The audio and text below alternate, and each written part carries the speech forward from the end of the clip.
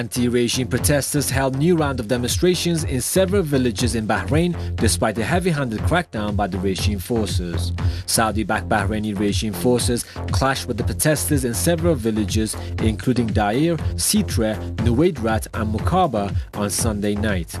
Witnesses said protesters also created massive traffic jams in the capital Manama, ignoring threats of confiscating driver's licenses and barring protesters from driving for up to 4 years. On Monday, hundreds of Bahrainis flooded the roads with their cars during the morning commute. The Bahraini opposition had organized a gathering, which was named the Second Dignity Blockade.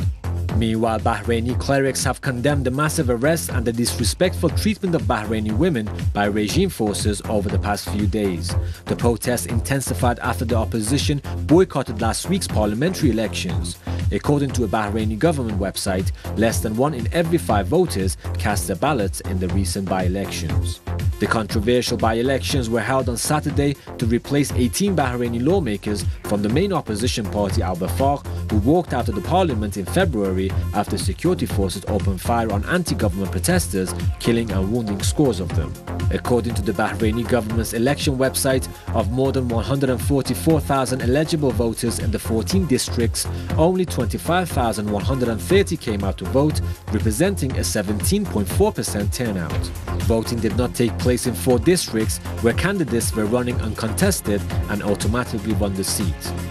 Al-Wafaq leader Sheikh Ali Salman said the results showed that Bahrainis rejected the king's reforms, adding that there is no such thing as a Bahraini democracy. Calling for mechanisms to provide peaceful rotation of power, Salman said if there is no transition, Bahrain will remain in a crisis of security and human rights. Al-Wafaq opposition leader said the 40-member parliament has lost its legitimacy and that it does not represent the will of the Bahraini people. Inspired by the success of the Tunisian and Egyptian revolutions, Bahrainis have been holding anti-government rallies since mid-February demanding an end to the Al Khalifa dynasty. The Shia majority in the country wants the king to give up his powers to an elected legislator. Scores of people have been killed and hundreds more arrested in a brutal crackdown on peaceful protesters in Bahrain, home to a huge American military installation for the US military in the Persian Gulf. Hundreds of protesters and professionals such as doctors, nurses, lawyers and even soccer players have been arrested and tried in a special security court.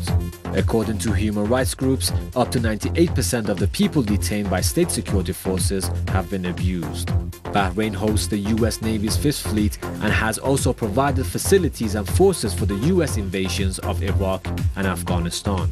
US military sales to Bahrain jumped massively in 2010 to $200 million from $88 million in 2009. The 2010 sales included exports of rifles, shotguns and assault weapons. Since the start of the protests in February 2011, Bahraini security forces have been firing live ammunition at demonstrators.